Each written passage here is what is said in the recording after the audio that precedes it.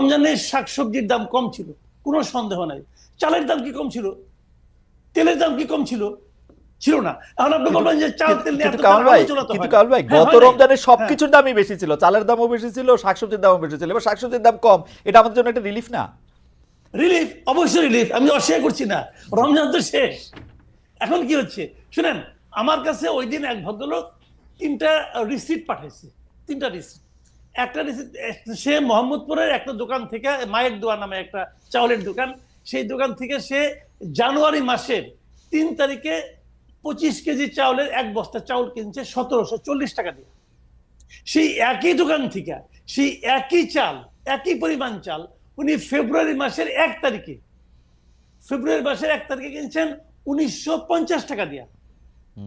সেই একই দোকান থেকে একই পরিমাণ চাল, 25 কেজি চাল, উনি এপ্রিল মাসের 7 তারিখে কিনেছেন 2155 টাকা দিয়া।